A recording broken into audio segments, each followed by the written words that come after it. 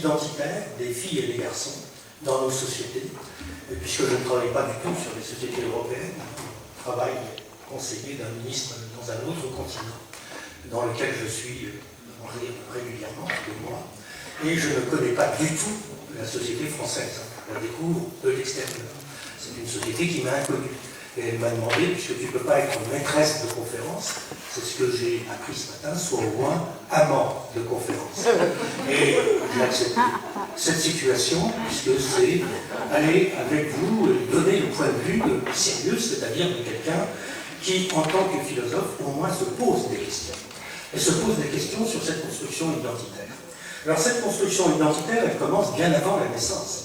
Et au moment même de la naissance, je travaille dans des sociétés où on tire des coups de fusil quand c'est un garçon qui naît. Et on pleure. On lance des cris qui sont les cris de la mort si c'est une fille née. Donc la construction identitaire, elle n'apparaît pas à 4 ans, 5 ans. Elle apparaît bien avant. Elle apparaît dans les attentes conscientes et inconscientes des parents vis-à-vis de l'enfant à naître, dont ils ne connaissent pas le sexe, à la différence de ce qui existe actuellement en Europe. Cette conférence, cette construction identitaire, fille-garçon, elle fait appel d'une part à des acteurs, et d'autre part, elle fait appel à des objets, ou des pratiques, ou des rituels. Alors la construction identitaire fait appel à des acteurs. Les premiers acteurs sont les parents. C'est le milieu familial qui est le premier, bien que dans certaines sociétés, dans la société dans laquelle je travaille, l'enfant sort de la famille, de son géniteur, de sa génitrice, et il est adopté par une autre famille. Et il va passer une partie de sa formation, de son enfance, dans un groupe dans lequel il n'y a pas les relations qui existent dans nos sociétés, ce qui fait que les relations oedipiennes que nous connaissons prennent une toute autre forme, puisque le père est un père adoptant, dans certains cas, pas dans tous les cas. Et la mère est aussi une mère adoptante, ce n'est pas la mère biologique génitrice. Eh bien, outre les parents, quels sont les gens qui interviennent? Eh bien, il y a toutes les personnes qui sont dans le milieu éducatif. Dans le milieu éducatif, vous avez des médecins, vous avez des infirmières qui voient les jeunes enfants dans les écoles et qui vont produire des discours sur la différenciation genrée, de genre, puisque le sexe ne se confond pas du tout avec le genre. On peut avoir un sexe apparent, qui se découvre d'ailleurs assez tard dans la vie et qui n'est pas visible pour tout le monde. Mais il y a le plus important, c'est le sexe gonadique, c'est le sexe hormonal. Et ça, la plupart des gens n'imaginent même pas que ça puisse exister. Ils ne savent pas du tout. Même s'il y a des transformations pubertaires, ils ne voient pas très bien le lien qu'il y a avec cette évolution. Eh bien, outre ces personnes, il y a tous les éducateurs, à commencer par les éducateurs religieux. Dans la société aussi où je suis, les éducateurs religieux arrivent très tôt.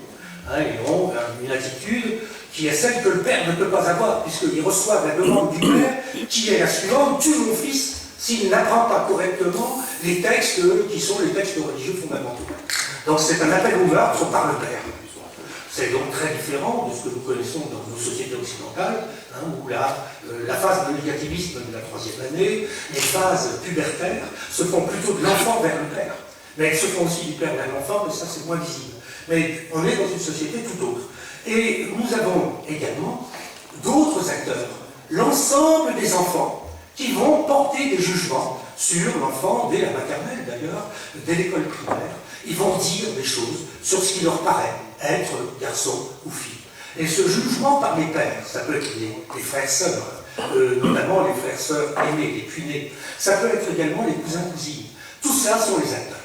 Alors les acteurs, qu'est-ce qu'ils utilisent pour former le sentiment de l'appartenance identitaire? Ils vont utiliser des objets. Alors les objets, on en a entendu quelques-uns ce matin, j'en vais en présenter quelques-uns tout à l'heure. Alors les objets, ça peut être... qu'est-ce que ça peut être?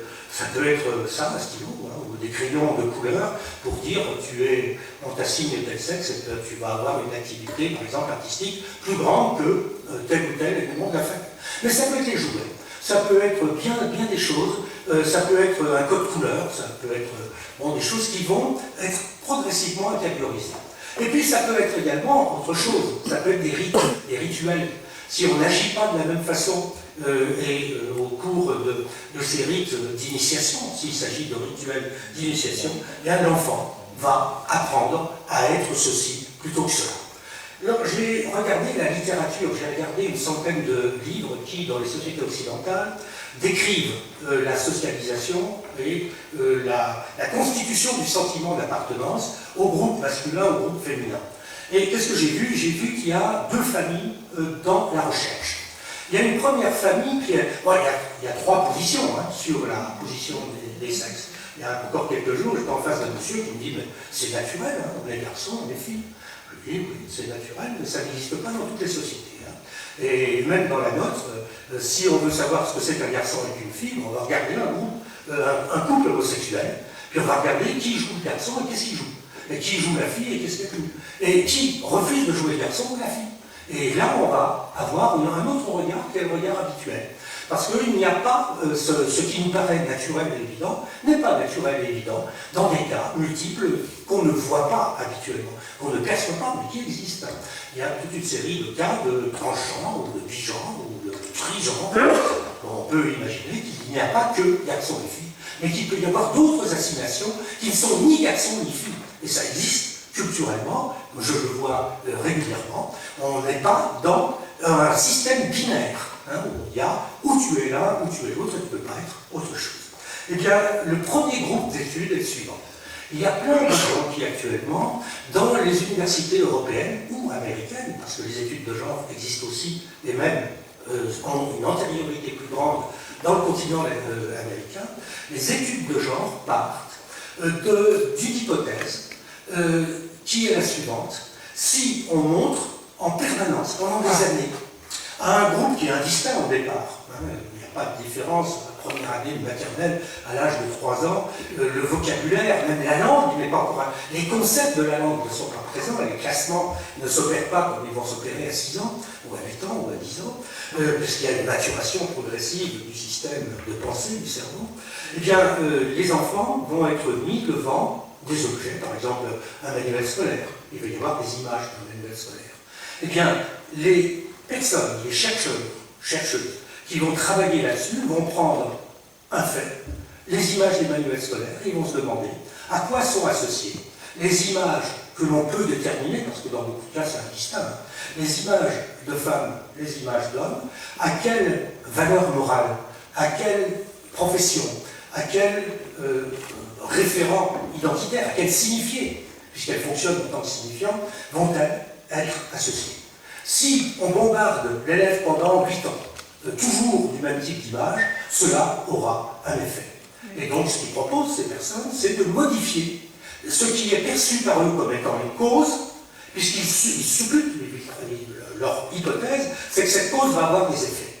Bon, c'est une hypothèse qui me paraît extrêmement bizarre de croire ça, mais en dehors de ceux qui ont des images naturalistes de la différence sexuelle, il y a des personnes qui ont cette image constructiviste, une construction. Et cette construction a des causes. Et on va chercher des causes. Et on va trouver des centaines, c'est ce que j'ai vu aux États-Unis, c'est ce que j'ai vu également dans la recherche russe, parce que j'ai accès à beaucoup de recherches, des centaines de chercheurs aujourd'hui qui ont 22, 23 ans, qui ont des diplômes après la licence, au niveau de leur maîtrise, qui vont chercher de telles relations. Alors, ils vont prendre un thème et puis le décortiquer et regarder comment ça peut fonctionner à partir de l'hypothèse que ça a du sens pour la personne qui le voit et que la personne qui le voit ne peut pas réagir et refuser ce type de déterminisme, ce type de contrainte. Donc, ce sont des systèmes déterministes linéaires, d'ailleurs très simplistes, et là, ça envahit de manière cancéreuse la recherche universitaire actuelle. Maintenant, et je vais énoncer cela tout de suite après, il y a des recherches bien plus intéressantes dans lesquelles il est dit que ce qui fonde la construction identitaire, ce n'est pas du tout ces causes que l'on suppose être importantes. Ce qui va fabriquer, c'est un système d'interaction ou d'interrelation qui peuvent être des refus. L'enfant peut voir une image, la voir 15 fois, 20 fois et dire non, ça ne se passe pas comme ça, par exemple dans ma famille, ou ça ne se passe pas comme ça dans tel autre livre. Et il va avoir le choix. Et il va négocier ça avec sa maman, avec son papa, avec son frère, avec sa sœur. Il va négocier ça dans le groupe des pairs, à l'école, avec ses autres camarades. Et c'est le résultat de ces interactions, dont on ne connaît pas a priori l'évolution, puisque pour le moment, nous ne disposons d'aucun modèle sociologique dans lesquels toutes ces variables, c'est-à-dire les acteurs, les outils qu'ils utilisent et les résultats, aucun modèle de ce genre n'existe. Ce sont des modèles de complexité qui sont peut-être tellement complexes que personne ne les élabore. Comme personne n'élabore d'ailleurs des modèles historiques. Savoir si aujourd'hui tel outil s'est développé depuis 50 ans, depuis 40 ans, on ne peut pas le savoir puisqu'il n'y a aucune recherche dans la recherche occidentale sur ces sujets. Ce sont des trous noirs totaux. Il y a des sujets qui aujourd'hui dominent et des sujets qui sont absents. Alors pour moi qui viens de l'étranger, qui a un regard étranger, c'est étonnant, c'est très très curieux d'observer ça. Alors le premier modèle, je vais donner quelques exemples, mais vous les connaissez tous, puisque c'est le modèle le plus répandu. Bon, dans les catalogues de jouets, il y a, à la fois dans les catalogues, il est marqué jouets pour filles, jouets pour garçons. Dans les magasins, pas tous, mais quasiment tous, en France, il y a des départements jouets pour filles, jouets pour garçons. Les enfants qui ne savent pas lire et écrire, eux, ils disent le jouet que je préfère, c'est ça. Et la petite fille montre un jouet de garçon, le petit garçon montre un jouet de fille. Parce qu'ils ne savent pas encore lire ce qu'il y a en haut. Donc la lecture va jouer sur cette contrainte, c'est une contrainte qui passe par la maîtrise de l'écriture. Si la maîtrise de l'écriture n'est pas encore acquise, on a des résultats parfois curieux, parce que ce n'est pas les résultats attendus. Et puis après, on a le résultat, l'enfant va choisir, tout simplement quand le grand frère me dit, mais c'est complètement ouf, tu ne vois pas que c'est un jouet pour telle catégorie ou telle autre catégorie. Alors l'enfant dit, bon, si tu le dis, je le dis aussi. Parce que fonctionne à ce moment-là un mécanisme d'imitation, un mécanisme d'empathie, d'imitation, qui ne fonctionne pas toujours, parce qu'il y a des enfants qui, à l'âge de 3 ans, font ça en permanence à leurs parents, et à l'adolescence, ça peut être pire. C'est-à-dire qu'ils vont élaborer des contre-valeurs, des contre-stéréotypes, des contre-modèles. Et donc on ne sait pas ce qui va en être réel. Alors je vais donner quelques exemples. Simplement, il y a des chercheurs qui vont observer comment se répartissent les travaux ménagers entre les parents.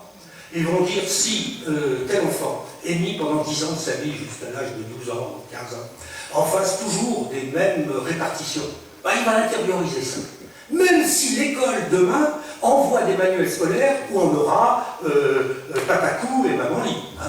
Ça ne servira à rien parce qu'ils ont appris avant, à une époque où ils ne savent pas encore lire et écrire. Donc c'est acquis extrêmement tôt, et ça ne peut pas faire l'objet d'une contradiction, d'une discussion, tout simplement parce que la conscience morale n'est pas encore, la conscience morale de la valeur de l'égalité n'est pas encore présente. Et donc l'école de la République, elle peut faire ce qu'elle veut, ça sert rigoureusement à rien. C'est bien clair, les directives, c'est comme si on crachait en l'air. Et si on veut changer les stéréotypes, ça n'a aucune espèce d'importance puisqu'il y a eu une pré-éducation qui va rendre impossible la lecture de ce que l'on souhaite modifier et les outils par lesquels on souhaite modifier la chose.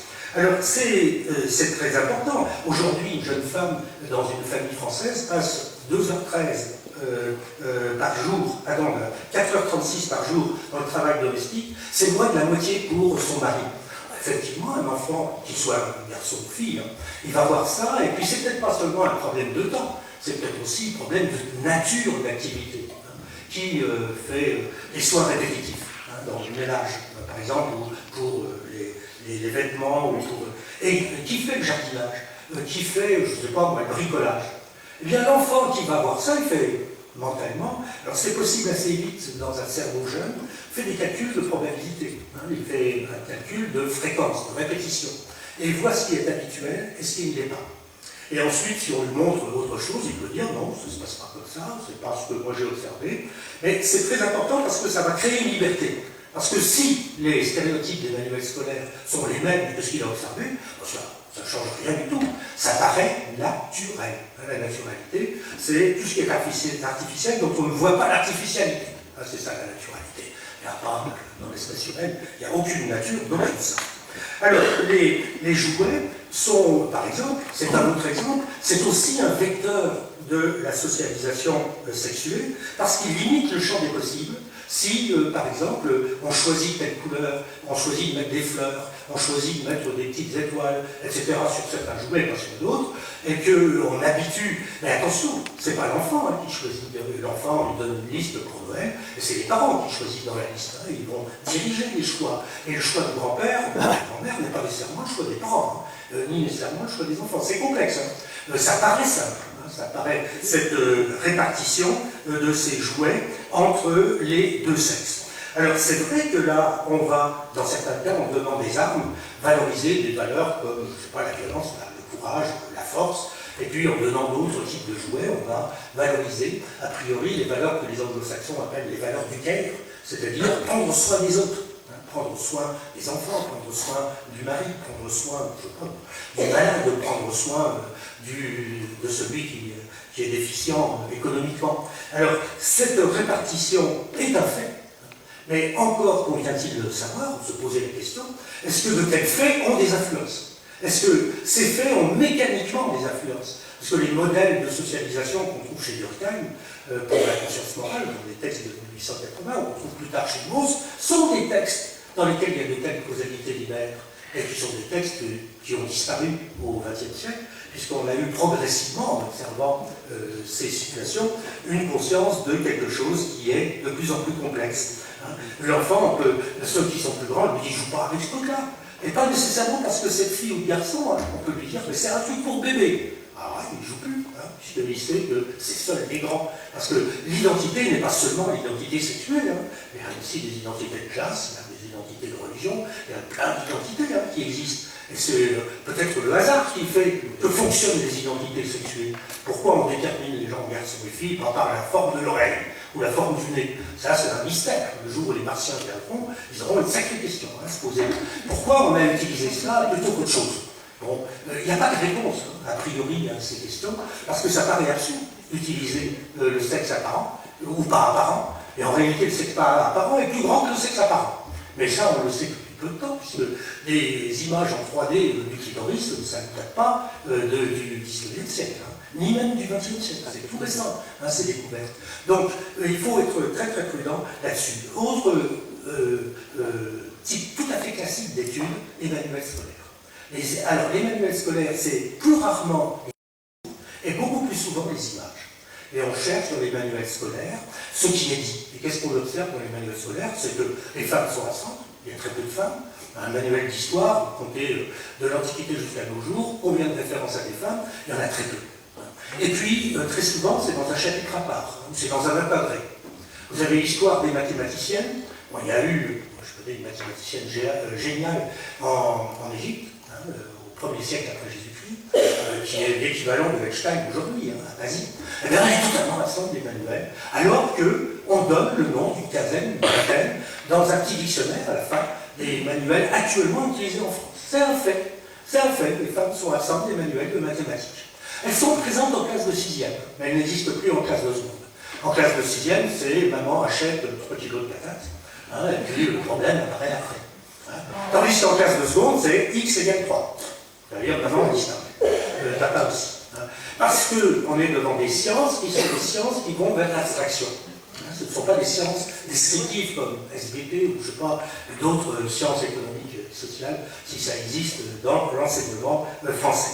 Donc les manuels scolaires, dans ce cas-là, si on observe ça, on voit que le but de l'éducation nationale, c'est pas du tout l'éducation, on s'en fiche complètement, c'est pas l'instruction, on se fiche complètement. Le but de l'école, c'est pas de transmettre des connaissances, c'est de transmettre des valeurs morales.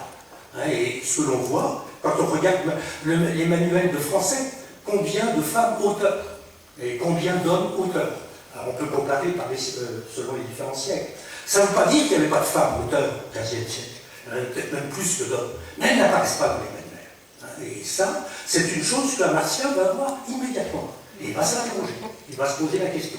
Qu'est-ce qui fait que cette occultation paraît naturelle, qu'elle paraît évidente, et qu'on n'a pas, personne ne la remet en charge ou en cause?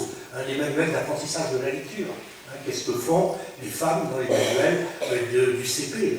Et qu'est-ce que font les hommes? Alors là, on a une abondance de réflexion sur les différents genres dans l'ensemble de ces manuels scolaires. Mais c'est vrai aussi dans la littérature de loisirs, c'est-à-dire tous les petits livres faits pour les enfants. Et c'est d'autant plus important que les enfants lisent ces livres avant de savoir lire, hein, puisqu'on leur montre des livres d'images à partir de 2 ans, 3 ans, même moins aujourd'hui à cause de l'informatique. Il est possible, cette personne n'a encore résolu le problème, de mettre à l'intérieur des utérus des ordinateurs pour permettre à l'enfant très tôt de manier l'ordinateur et pas attendre après la naissance. Mais on est encore dans cette situation à l'heure actuelle, puisqu'on est dans la préhistoire de l'informatique aujourd'hui. On n'a encore pour le moment aucune greffe immédiate à l'intérieur du cerveau. Mais on va y arriver au cours du XXIe siècle. On n'aura plus besoin de clavier. Moi, je n'utilise plus de clavier pour mon ordinateur depuis longtemps. Parce que c'est l'ordinateur du XXe siècle, c'est pas l'ordinateur futur. Alors là, dans les livres de loisirs, ma petite fille, elle lit des mangas. Il y a des mangas de garçons et des mangas de filles. Elle ne lit que des mangas de garçons, mais peu importe. Les mangas sont classés. Et c'est la même chose pour la littérature enfantine. La littérature enfantine n'est pas une littérature neutre, c'est pas un texte littéraire. Il y a des livres dans lesquels il y a une héroïne, et puis des livres dans lesquels il y a un héros. On imagine a priori, si on fait un département d'ouvrages de littérature de loisirs pour filles, on imagine a priori qu'il doit y avoir une relation entre des valeurs, puisque ce sont des valeurs qui jouent dans ces cas-là. Alors tous les produits audiovisuels, il y a des recherches qui ont été faites, par exemple, sur le théâtre, sur la vidéo, sur le cinéma, sur les spectacles pour enfants dans les écoles primaires de France. Mais c'est la même chose au Luxembourg, je vous rassure tout de suite. Quand on regarde qui sont...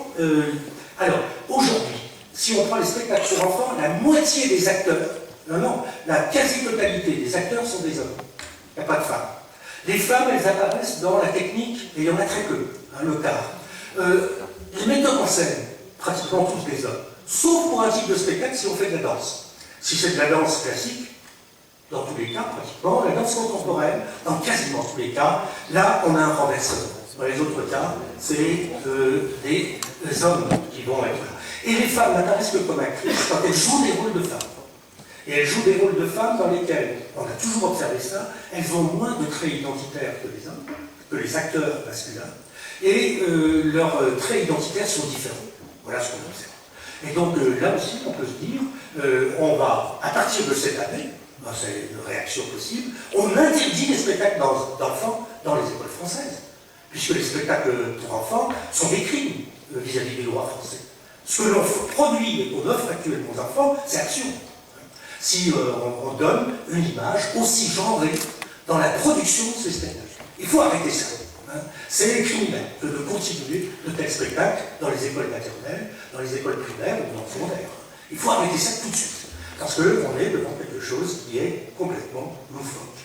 Eh bien, à côté de ces modèles qui disent, prenons ces causes produisent au bout de quelques années d'apprentissage, d'inculcation, voilà les termes qu'utilisent les anthropologues, c'est-à-dire d'intériorisation de valeurs culturelles, ces différentes causes vont produire toujours le même effet, une identité qui va être masculine dans un cas, féminine de l'autre, et des identités opposées les unes aux autres.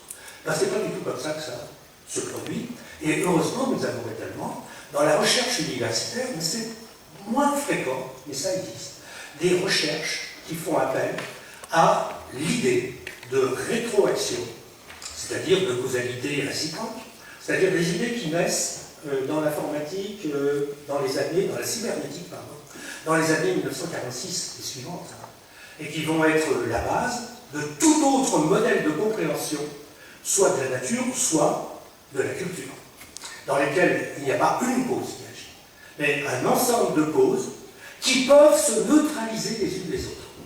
C'est ça qui est important. Si les parents disent voilà comment il faut se comporter, l'école peut donner un autre modèle. Si on dit il faut porter tel habit ou ne pas manger ceci, etc.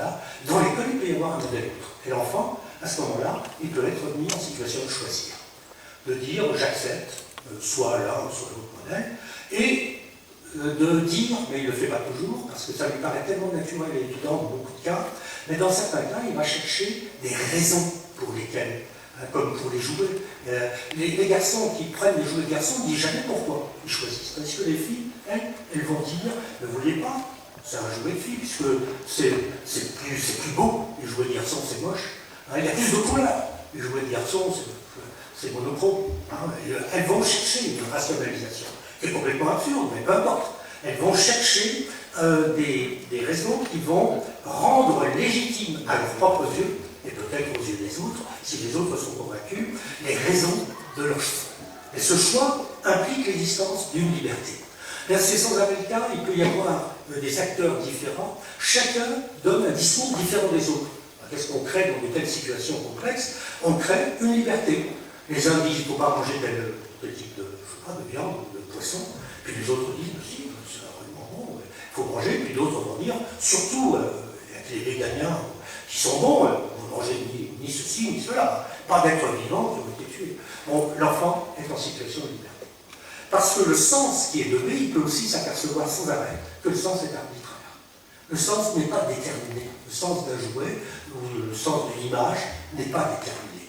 Dans ce qui va, l'enfant peut se percevoir ou devenir, surtout dans un groupe d'enfants, ils peuvent être producteurs, eux, du sens, contre les adultes. Hein, ils peuvent dire, quand ils découvrent l'altérité, ils peuvent dire, tiens, le corps des autres pue, donc moi je veux mettre du déodorant.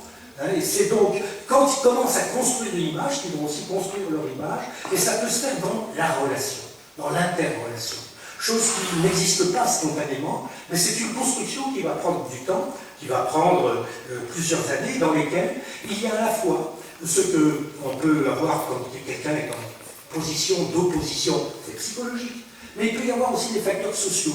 Et ces facteurs psychologiques, ces facteurs sociaux vont interagir tous les uns sur les autres pour produire la construction identitaire dont on ne connaît pas, on ne sait pas à 7 ans si l'enfant va choisir l'homosexualité à 13 ans.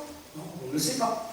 Parce qu'il y a cette situation complexe et que ça va être aussi dû au hasard des rencontres, au hasard des discussions, à des expériences en piscine ou ailleurs, dans une cour ou dans un couloir, des expériences traumatisantes, et qui ne sont pas les mêmes pour tous. Et ce qui fait que ces constructions ne sont pas toutes les mêmes, elles ne sont pas toutes identiques.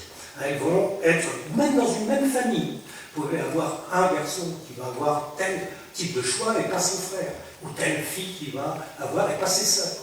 C'est parfaitement possible. Et les études de fratrie, de sororité, ont montré qu'il n'y a pas d'unité dans un même milieu, dans un même contexte culturel, dans un même contexte familial, il n'y a pas d'unité des constructions identitaires. Alors, et cela vient donc du fait, je viens de dire, qu'il y a des instances multiples dans toutes les socialisations. Et elles ne sont pas cohérentes entre elles. Il y a un enfant qui peut entendre à la maison, il n'y a qu'une seule loi, c'est celle qui vient de Dieu, et il arrive à l'école et il entend un tout autre discours. La loi, c'est ce qui a été voté, je ne sais pas, à la majorité au Parlement. Et donc, c'est les hommes qui font la loi. Et donc, il peut être mis entre deux discours contradictoires. Et à lui de sélectionner parmi ces discours, et peut-être choisir, construire un troisième discours, qui n'est ni celui des uns, ni celui des autres. On peut sacraliser le peuple. C'est une façon d'avoir une espèce de religiosité profane, une religiosité laïcisée. Mais on a le choix. Dans ces situations-là, on a le choix, et on a le choix parce que les instances se contredisent entre elles. Il y a une petite fille va se poser une question, elle dit les autres disent, c'est le cas d'un film cette semaine, je suis prête comme je ne sais pas, une planche à pain, est-ce que c'est normal? Vous allez avoir des professionnels de santé qui croient que la date de la puberté diminue sans arrêt actuellement. Puis d'autres professionnels de santé qui pensent que c'est complètement idiot de penser ça. Et donc ils vont se contredire. Et donc, celui qui repart avec ça, puis il va comprendre aussi, parce que le professionnel de santé peut être plus complexe, il peut dire que tu peux avoir un début de bourgeonnement, mais ça ne correspond pas du tout à ce que l'analyse du sang ou l'analyse hormonale donne comme résultat. Et donc, entre tes trois sexes, et tout à coup l'enfant découvre qu'il a trois sexes, alors qu'il pensait en avoir qu'un physiologique apparent. Et à ce moment-là, la complexité apparaît. On est dans un autre univers, lorsque l'enfant voit, il peut voir son père faire la vaisselle à la maison, et dire, oh, c'est quand même bizarre, dans tous les manuels scolaires, j'ai l'image inverse. Donc là, il est pris. Alors ça s'appelle des messages à double lien. On dit à la fois A et non A en même temps à la même personne. Et à elle de fabriquer le sens. Je t'aime, moi non plus. Quand on est amoureux, quand on se croit être aimé, on a du mal, parfois, à comprendre, si on ne métacommunique pas, on a du mal à comprendre ça. Ben, c'est ce qui se passe sans arrêt dans les systèmes réels que nous observons. On peut avoir deux messages totalement différents sur le même, ce sont des émetteurs différents, mais c'est le même récepteur. Et donc le récepteur est condamné à exercer sa liberté et à fabriquer un sens, qui est un sens qu'a priori il n'aurait pas imaginé si on n'avait pas mis dans cette situation de message à double lien contradictoire, qui échappe à toute logique aristotélicienne classique. Une fille peut se recevoir, je sais pas, mon frère grandit, j'ai 6 ans, mon frère a 8 ans, et tout à coup il trouve que sa Game Boy de 1912, c'est pour les bébés. Ben, la fille reçoit la Game Boy, elle ne reçoit pas une Game Girl, parce que déjà, elle a moins sur le marché, mais elle va jouer. Avec tout à coup, elle va se poser des questions, parce qu'elle est mise dans une situation où il y a le sens qui est dans le mot, et puis il y a l'usage qu'elle va pratiquer là-dessus. Eh bien, on va avoir, le petit garçon, on peut savoir que le jour du carnaval, il peut très bien venir en robe à l'école, parfaitement possible. On peut porter des voiles intégraux en France, le jour du carnaval. Le lendemain, c'est interdit. Mais le jour du carnaval, c'est possible. On est déguisé, on peut se déguiser, même les autres peuvent porter des voiles intégraux ce jour-là.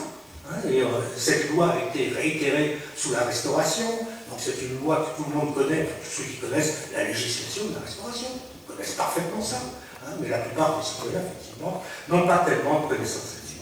Et il y a aussi une situation très grave, c'est que beaucoup d'enfants se mettent eux-mêmes dans des situations de contradiction. Et dans des situations de contradiction qui sont productrices de culpabilité. Et là, ils ont le couteau sur la gorge et ils doivent inventer leur identité. Alors ces situations, c'est lorsque l'enfant franchit les frontières symboliques. Le fait de mettre une robe et de dire je veux absolument mettre une robe ou mettre les chaussures de ma maman et marcher en montagne. Ça c'est franchir une frontière symbolique. Un garçon qui va utiliser le maquillage de sa sœur, de sa mère. Ça c'est une frontière symbolique. Alors on l'accepte parfaitement à l'intérieur de la famille, ça ne pose pas de problème. On peut très bien se mettre du rouge à lèvres, du vernis à ongles ou de l'eyeliner. Mais une fois sorti de la maison, attention, c'est là où il peut y avoir un discours avec des valeurs morales. Attention, mon fils, tu vas devenir homosexuel. Il ne sait pas ce que c'est, donc c'est l'occasion d'apprendre ce que c'est, et d'avoir un choix qu'il ne pouvait pas avoir antérieurement, parce qu'il a produit, c'est une méthode d'essai des erreurs, c'est une méthode expérimentale. Il expérimente et il regarde les réactions des autres, comment les autres vont agir lorsqu'ils le voient. Donc l'identité de genre, elle est en réalité produite, non pas mécaniquement par des rituels, par des pratiques, par des objets, elle est produite en permanence par des négociations. Négociations avec tous les acteurs qui interviennent pendant la phase première ou la préadolescence jusqu'à l'adolescence de la construction de l'image que l'enfant peut se faire de lui-même. Et ces négociations sont permanentes, ces négociations elles vont se faire, on prend les parfums. Bon, les parfums sont pressés, on a parfum masculin, parfum féminin. Mais a priori, on peut payer une caisse de numéro 5 de Chanel à celui qui est capable de dire qu'est-ce que c'est qu'un parfum masculin, qu'est-ce que c'est qu'un parfum féminin. Et donc l'enfant ne peut pas le savoir, parce qu'il n'y a aucun lien objectif entre le signifié et le signifiant. Rigoureusement aucun. Mais, du point de vue du marketing, du marchand, le marchand scinde son marché. Il va diviser son marché. Et donc là, on va avoir des négociations sur les parfums. On peut porter du parfum, mais pas en dehors. Si on va à l'école, on ne porte pas, je sais pas, un parfum comme opium si on est un petit garçon de 7 ans. Parce que, et déjà, si on est dans la... Ça dépend quelle forme de bourgeoisie en France, c'est pas possible. Puisque ce qui caractérise les usages du parfum, c'est que les parfums sont faits pour soi dans la très haute bourgeoisie française, sont faits pour les autres dès qu'on descend dans l'échelle sociale. Les rouges à lèvres, perceptibles à 50 mètres, ce ne sont pas toutes les femmes qui portent cela. Parce que ce sont des signaux d'appel, et ces signaux d'appel, il y a des hommes qui ne les portent pas pour cette raison-là. Ils savent parfaitement quelle est la conséquence, sauf s'ils veulent se dorufuaniser, mais ils font très très attention à cette sociologie, à ces usages. Bon, ils ont été étudiés par Boltanski, ils ont été étudiés par l'école de beaucoup de sociologues français il y a une trentaine d'années, pour le compte des... Bon. On a donc ici une relativité de l'idée de genre, puisque beaucoup d'usages de l'autre groupe sont faits, mais en cachette. On ne montre rien. C'est secret.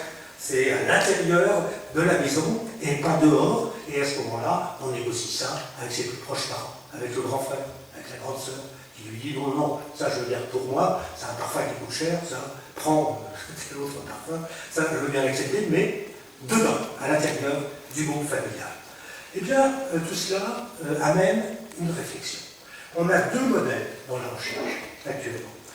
Deux modèles, un modèle relativement simple, qui permet d'avoir sa maîtrise pour pas beaucoup de travail. On achète 15 manuels scolaires, on fait le recensement de tout ce qu'il y a concernant l'opposition de genre dans les 15 manuels, et on a, en 6 mois, on a fini son travail scolaire. L'autre travail est beaucoup plus complexe, parce qu'il faut observer les gens de situation. Il faut les observer pendant plusieurs semaines, plusieurs mois, si possible d'ailleurs dans des sociétés différentes, parce que l'observation ne sera pas la même à Madrid et à Erfurt, par exemple, et voir comment les parents négocient avec les enfants l'usage, par exemple, des parfums. On ne le sait pas, a priori, parce que les règles du marketing du parfum ne sont pas les mêmes en Allemagne et en France, à l'heure actuelle. Et elles évoluent aussi dans le temps très vite. Donc, ça n'est qu'une observation permanente qui permet de le savoir. C'est beaucoup plus complexe. Et donc, il y a moins de travaux de ce genre. Eh bien, tous ces travaux peuvent, et ça c'est une observation qui va être le troisième point de ma réflexion, elles sont toutes absurdes. Je pense qu'elles n'ont aucune valeur, toutes ces réflexions. Parce que ce qui est important, c'est la conscience morale. Et c'est l'histoire de la conscience morale. Et c'est comment se fabrique dans les écoles de la République, mais avant, bien sûr aussi dans les familles, et dans les familles d'ailleurs, pendant tout le temps de la production de la conscience de l'enfant, et il peut y avoir des écarts énormes entre les aspects cognitifs et les aspects de jugement moral. Ce n'est pas du tout les mêmes évolutions, ce n'est pas la même chose, même si les jugements moraux ont besoin d'avoir des bases logiques qui sont liées à des transformations du cerveau. Et si on prend en compte cela, on va regarder tout autrement les recherches qui, jusqu'à présent, se font. Parce qu'il y a quand même une observation extrêmement curieuse. C'est que ces recherches, bon, qui commencent avec Madame Chambard-Delot, avec un certain nombre de personnes dans les années 60. C'est elle, ou auparavant déjà aussi, tout de suite après la fin de la Seconde Guerre mondiale, on a le premier livre sur la différenciation sexuée en France, et on va avoir 50 ans de recherche. Qu'est-ce que ça a changé en fait? Pas grand-chose. Si on regarde les différences de serre actuellement, elles n'ont pas disparu. Si on regarde les faits, le fait qu'il y ait des personnes dans nos sociétés qui se croient femmes et d'autres hommes, ça continue à exister. C'est très étonnant ce fait. Un martien arriverait sur Terre et ferait une enquête justement sur les gens qui se croient appartenir à un genre et d'autres qui se croient appartenir à un autre genre. L'évolution est extrêmement lente. Elle n'est pas absente. Vous avez vu ce matin qu'on a des changements même dans les mots, mais pour les tapissiers, tapissières. Il y a beaucoup de gens qui font tapisserie depuis longtemps dans nos sociétés. Ceux qui attendent le mariage, ça peut durer. Mais pour les autres métiers, maçonnes, etc., au début, ça ne passe pas, ça ne marche pas. Alors là, il y a des questions. Est-ce qu'on se pose les bonnes questions? Est-ce que les problèmes que nous avons jusqu'à présent examinés, là-dessus, sont les bons problèmes? Bon, moi j'arrive de l'étranger, j'arrive d'une autre culture, j'arrive avec un regard qui est complètement neuf, je ne savais même pas qu'il y avait des recherches sur la construction identitaire dans la société occidentale. Pour moi, c'est quelque chose d'étonnant qu'il y ait des gens qui aient passé du temps là-dessus et qui aient produit des centaines de revues. Il y a une revue qui s'appelle Le Genre, Le Travail, etc. Il y a plein de revues, il y a plein de livres là-dessus. C'était très très étonnant que si ça ne marche pas, si ce que l'on croit être cause, alors qu'on le modifie volontairement par des directives, mais les directives, ça ne marche pas pour une raison très simple. L'éducation nationale ne fait aucun livre scolaire. C'est les éditeurs qui font les livres scolaires. Et les éditeurs ne sont pas tenus par les directives de l'éducation nationale. S'ils veulent continuer à mettre des images entre guillemets, machistes, sexistes, tout ce que vous voulez, qui peuvent continuer à le faire. Il y a des directives qui viennent, mais ces directives ne sont pas véritablement, elles sont, dans certains cas, on voit des micro-changements, mais d'une extrême lenteur. On ne voit pas des changements brutaux qui vont faire qu'il y aura l'année prochaine, dans votre manuel de mathématiques de classe de seconde, dans le dictionnaire biographique qui est à la fin, autant de noms de femmes que d'hommes. Ah ben là, le jour où ça arrivera, il y aura eu un changement. Ce changement, il n'a jamais eu. Je ne le vois pas. Il y a peut-être des voyants qui le voient pour, je ne sais pas, 4025, hein, mais actuellement, il n'existe pas. Et ça, c'est une question de fond. Pourquoi c'est inefficace? Qu'est-ce qui fait que c'est... Alors, il y a plein de réflexions possibles. Une des réflexions possibles, c'est que nous utilisons, malheureusement pour nous, nous communiquons à l'heure actuelle essentiellement par des langues. Et à l'intérieur des langues, ben, il y a des mots qui ont des sexes. Et ça, on ne peut rien y faire, c'est un héritage collectif. Et cet héritage collectif, ce n'est pas quelque chose qui est construit à l'âge de 46 ans. Ça fait plusieurs centaines d'années que cet héritage existe. Et ça existait aussi en latin.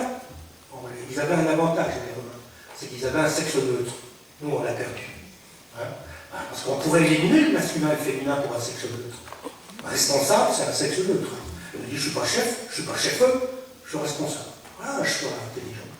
Parce que ça permet de botter en touche et d'aller dans un au-delà de la différenciation genrée. On est devant quelque chose qui va être, aujourd'hui, prendre conscience que des causes qui ne sont jamais analysées, qui sont fondamentales, vont jouer sur les représentations, dans la construction des représentations, de l'auto-perception de soi ou de la perception de l'altérité.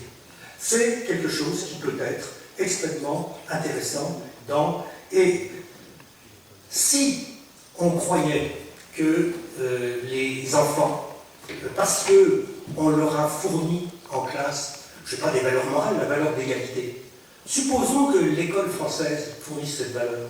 Ben, les enfants, quand ils arriveraient à une page où ils verraient 3 fois de suite une femme en train de faire, je ne sais pas quoi, dans la cuisine par exemple, ben, ça déclencherait des éclats de rire dans les classes de 40, 56 ans qui ne s'arrêteraient jamais. Ça prouve quoi? Ça prouve que l'école ne transmet aucune valeur morale liée à l'égalité. Voilà ce que ça prouve. Ça prouve que ces valeurs morales ne sont pas transmises ni par la famille, ni par le milieu scolaire, ni par une institution quelconque. La conséquence, elle est grave, c'est que puisqu'on ne peut pas toucher ces pseudo-différences entre garçons et filles, parce que peut-être qu'elles sont qu'imaginaires, ces différences, elles n'ont aucun fondement d'aucune sorte. Toute identité est imaginaire. Il n'y a jamais d'identité réelle dans l'espèce humaine. Et quel que soit, jeunes, vieux, etc., on parle tout le temps des jeunes en difficulté, les vieux en difficulté, c'est pire. Mais on n'en parle jamais, vraiment. Il y a des discriminations dans tous les sens. La conséquence, c'est quoi? C'est que, et pourquoi on ne peut pas agir par la conscience morale? C'est que la notion d'égalité n'existe pas. Tout simplement. Elle n'existe pas. L'enfant passe par 3 phases.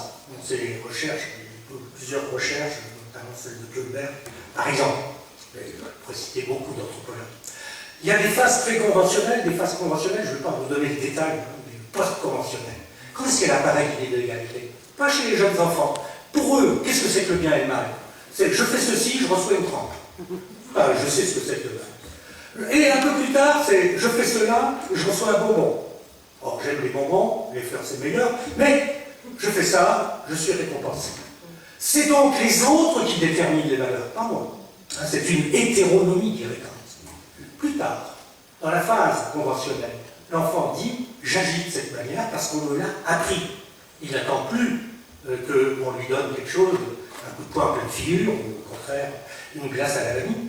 Il attend tout à fait autre chose. Il sait qu'il doit être au service des autres. Il l'a appris. C'était au tableau du cours de CP. Bon, autrefois. Aujourd'hui, il a appris la valeur. Mais l'idée d'égalité n'est toujours pas là. Quand vous recevez la loi des autres, ou que vous la fabriquez par vous-même à partir de ce que vous avez appris, ce n'est pas vous qui fabriquez un principe qui serait un principe universel vrai pour tous les hommes. Cette phase, c'est la phase finale. Il y a même pour Kohlberg une autre phase mystique au-delà, mais peu importe. L'égalité, dit Kohlberg, il n'y a pas plus de 10% des gens dans les sociétés occidentales qui sont capables d'accéder à la conscience de l'égalité.